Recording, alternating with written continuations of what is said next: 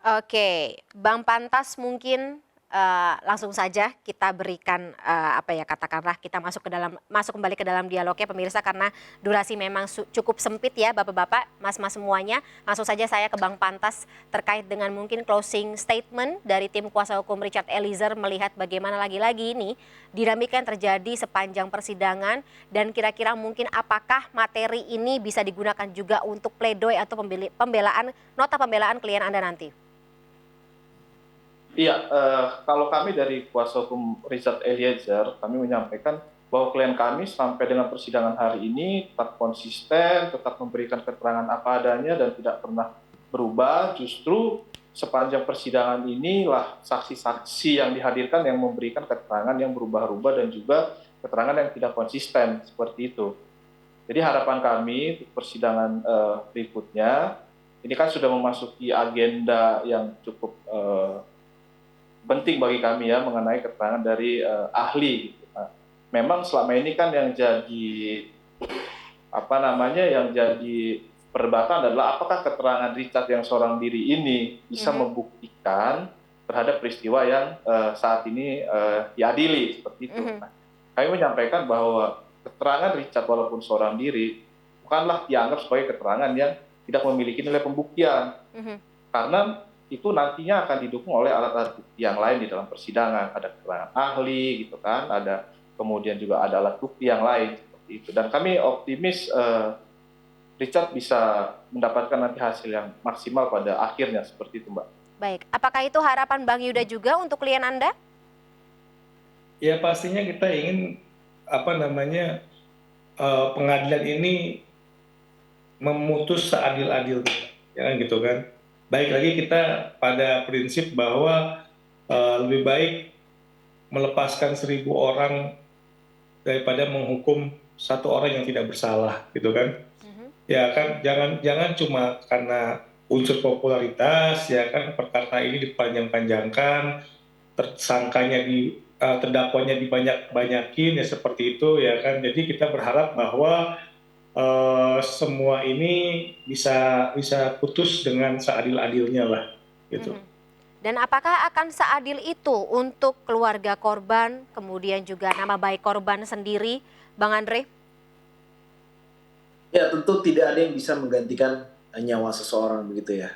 Tetapi apa boleh buat karena almarhum sekarang sudah di surga dan tidak bisa kembali lagi ke sini, tentu hukum harus ditegakkan. Maka dari itu kami berharap dan mendorong jaksa dan hakim dalam hal ini yang memeriksa dan memutus perkara pada ujungnya nanti untuk betul-betul melihat, menilai, dan memberikan putusan yang paling adil dan seadil-adilnya. Tentu dengan memulihkan nama almarhum yang sampai saat ini kita lihat sepertinya memang masih terus difitnah secara kejam. Saya rasa begitu.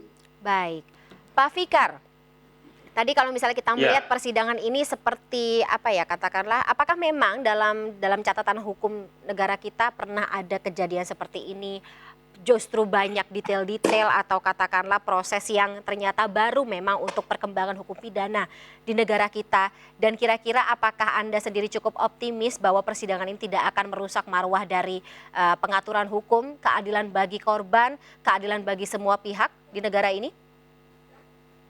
Ya, bahwa ada tindak pidana yang dilakukan oleh tidak hanya satu orang, beberapa orang, itu saya kira peristiwa itu banyak gitu. Cuma yang menjadi sulit adalah memetakan peran-peran dari orang-orang yang dianggap terlibat gitu. Ini yang kadang-kadang juga banyak membuat putusan-putusan yang keliru gitu. Nah, ini kan hakim itu hanya berpegang pada alat bukti. Alat bukti itu ya selain keterangan saksi, surat, ahli gitu ya. Ahli pun menurut saya tidak juga terlalu dominan gitu. Karena yang dominan itu adalah keterangan para saksi gitu ya. Nah, itu yang akan ditarik oleh majelis hakim, diambil kesimpulannya dan sesuai dengan keyakinannya dia apakah nanti dia akan menghukum terdakwa bersalah, tidak bersalah, atau umpamanya ya bersalah tapi dia melakukan tetapi tidak sepenuhnya bisa dinyatakan bersalah umpamanya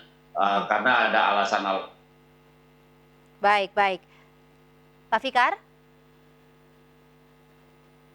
Saya khawatirnya ini karena sinyal kurang stabil, Pak Fikar belum selesai bicara. Pak Fikar. Baik. Pak Fikar masih tersambung dengan kami, suara saya masih jelas? Oke, baik.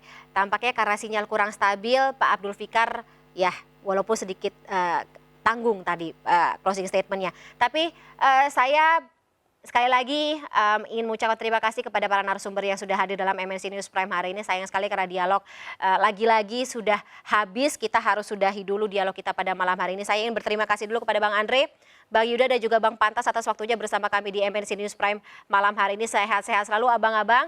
Pekerjaan masih panjang, persidangan belum selesai dan kita juga masih akan mengawal bagaimana nanti vonis atas hakim ini bisa akan seadil-adilnya kepada seluruh pihak, terutama untuk keluarga korban yang ditinggalkan oleh almarhum seperti itu yang menjadi subjek utama dari kasus pembunuhan berencana yang disidangkan ini.